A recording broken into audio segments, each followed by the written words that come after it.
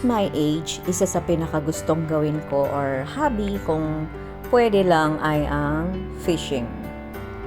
Nag-enjoy ako siguro dahil may background ako nung bata. Naranasan kong manghuli ng isda gamit ang lambat, mamingwit, at iba pang way para makahuli ng isda.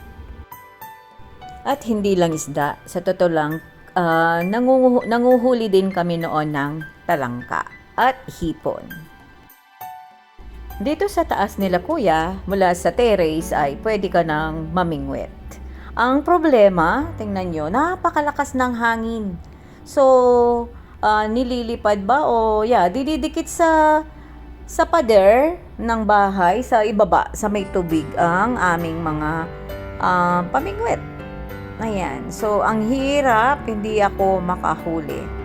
Talagang hindi. Nagtiyaga ako saglit. Pero since, ayan, may nahuli ang isang apo. Ayan. Medyo maliit pa lang.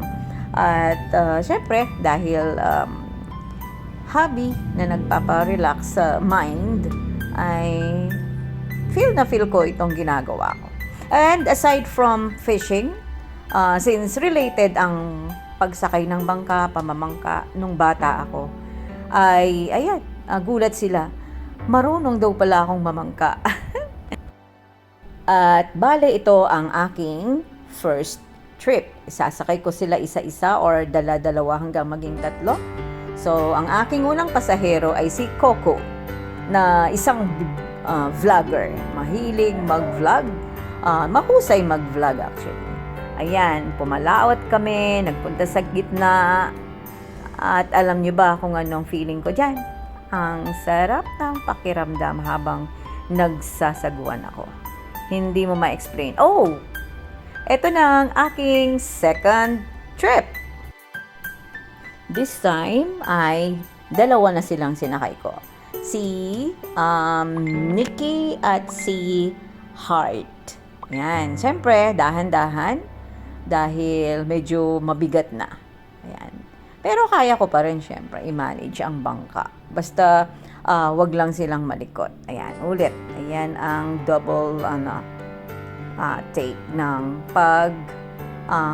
arangkada ng aming bangka.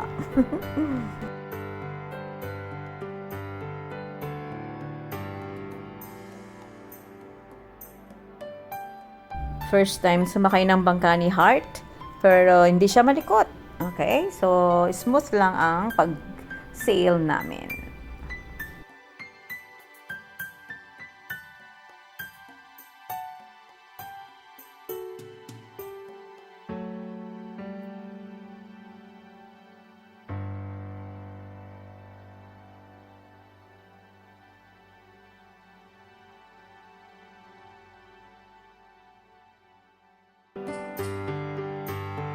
Dahil excited ang mga kids nito, ayan, sama-sama na sila, sabay-sabay na kaming apat sa isang ride.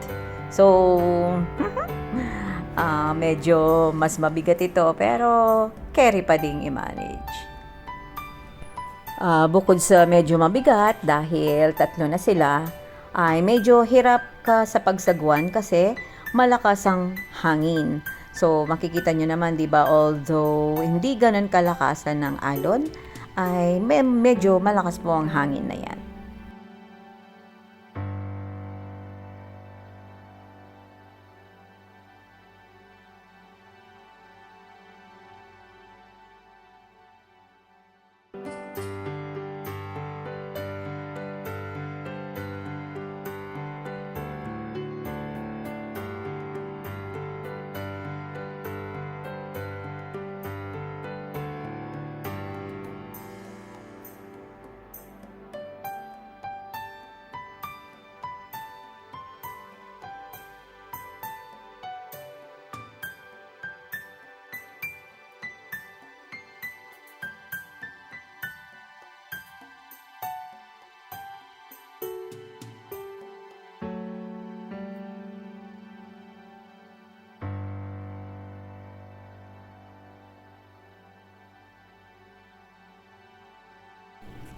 Nang maibaba ko yung tatlo, Akala nila sa totoo lang ay aahon na din ako.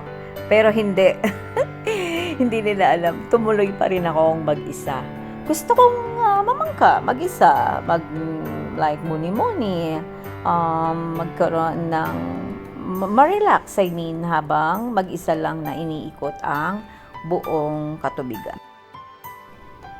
Obviously, napalayo ako dito, unlike compared sa kanina. So, ayan, alam ko may kanta ng mga kids, di ba? Alam niyo ba yung with Christ in my vessel, I can smile at the storm. Smile at the storm, smile at the storm. With Christ in my vessel, I can smile at the storm until it takes me home. Sailing, I'm sailing home. Sailing, I'm sailing home.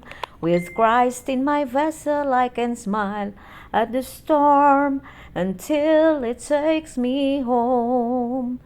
Ang sarap mag-sail, lalo na alam mong safe ka, meron kang vessel na gaya niyan, parang vessel ang bangka na feel ko safe ako dahil smooth lang ang sailing.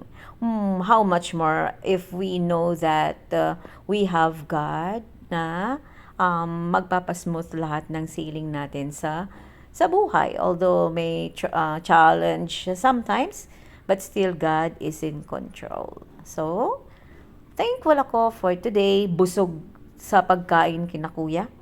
Nagluto si Melvin. Thank you sa pagluto, Melvin. At sa mga pamerienda ni Atila sa part 2 birthday ni Heart, pa-ice cream. I enjoyed it a lot. Thank you, thank you.